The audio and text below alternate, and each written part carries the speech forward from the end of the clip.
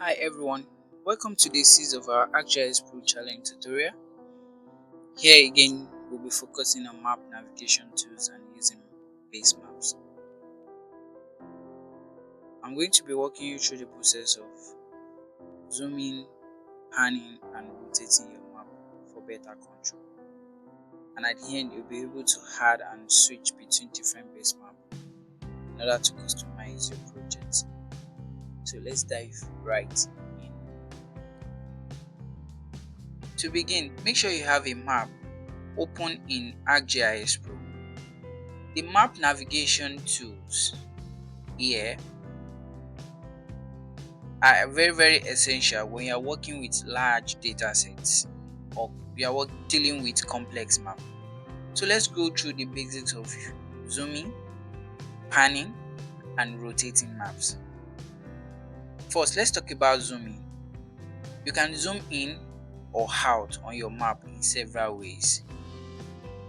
One option is to use your mouse scroll wheel, in which you can scroll forward to zoom in or backward to zoom out.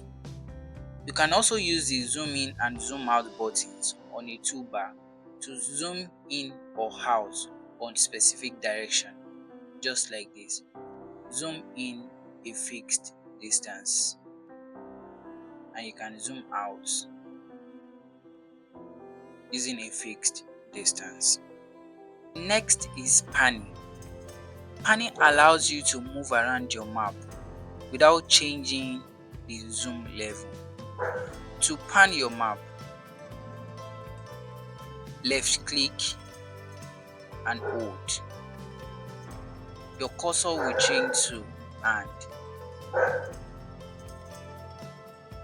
Then you can move around your map anyhow you want it.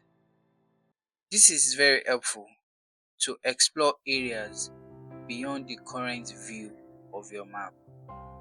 To rotate your map, locate View tab. Under View tab, come to Navigation here. Click Show Navigator. Then you have this navigator on your screen. Expand it. Click the center circle. Then from here, you can rotate your map to any direction of your choice.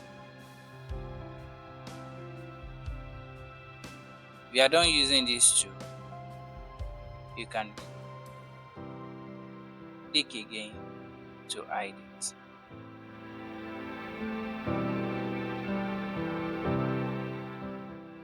Now that you know the basics of navigating your map, let's add base map.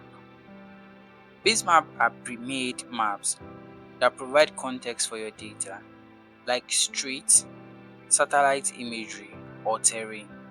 To add a base map, go to the Map tab. Under the Layer group, locate Base Map. Click the drop-down arrow.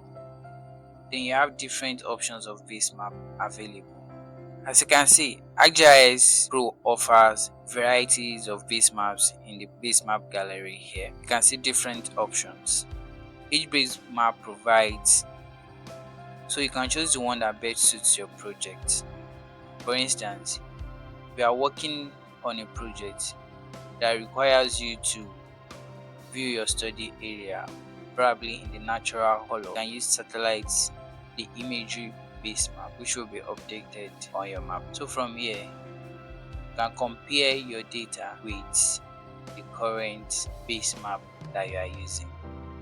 If I click on this raster and click on raster layer, then I can locate swipe here under the compare. From here, I will make sure the raster layer is still selected. Then I can begin to compare and see how my data relates with satellite imagery.